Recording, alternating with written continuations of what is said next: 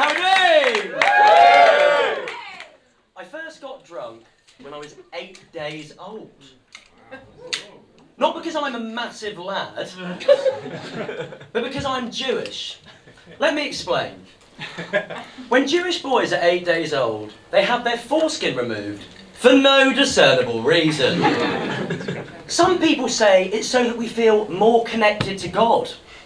And I guess they may have a point. I do feel more connected to Abraham, who I shagged in a Nando's car park last week.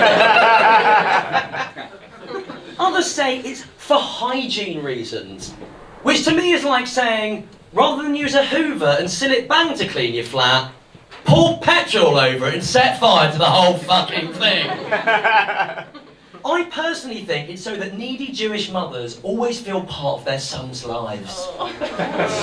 My mum, for example, keeps my foreskin in her bedside table like a fucking Horcrux.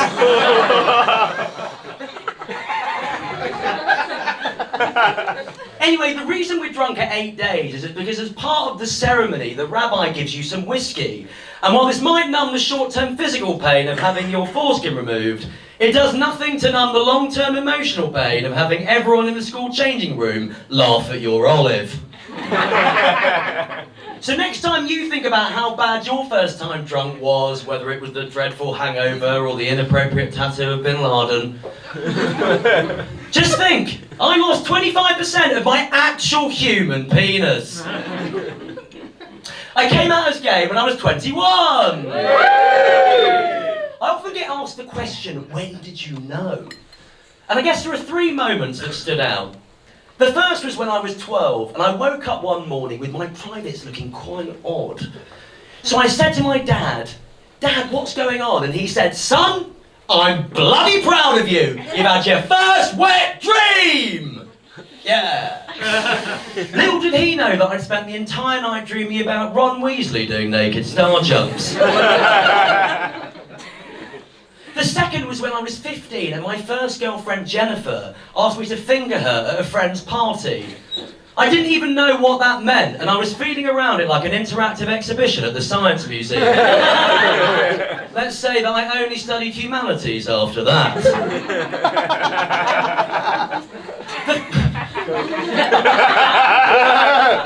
The third was when I was 19 and my gay friend took me gay clubbing for the first time, and this was a big, new, overwhelming experience. I walked in there and someone offered me what I thought was a Sambuca shot, and yes, I almost downed a bottle of poppers. I then met a woman called Aperol Tits, and she took me to the back of a club, and I walked into this room and I couldn't see a thing, so I put on my phone torch, and ladies and gentlemen, I lit up a room of cops.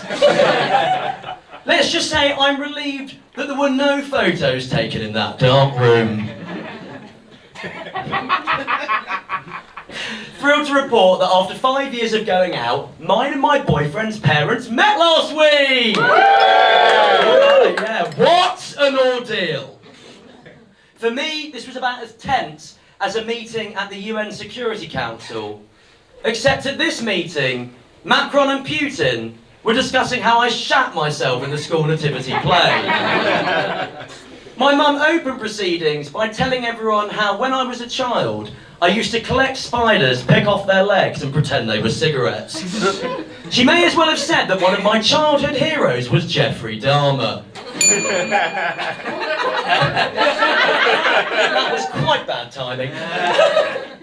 We then played the post-it game, you know, where you put it on your head and you have to guess who's who. And my dad thought it would be funny to put Kim Jong-un on my mother's head. And let me tell you, there was only so many times I could watch my mother confidently repeat, "So I'm fat, I'm a dictator, and I come from Japan." Fuck's sake. Delighted to report that our parents did find a bond over a mutual disdain for mental health. My mum said that in her day, anxiety was something you got after a one-night stand with your boss. My boyfriend's dad said he didn't feel anxious about it. We finished the evening with my boyfriend's parents bringing out a super cute photo of him at his first day at school. My mum decided that this was the moment to bring out my foreskin. Thank you very much.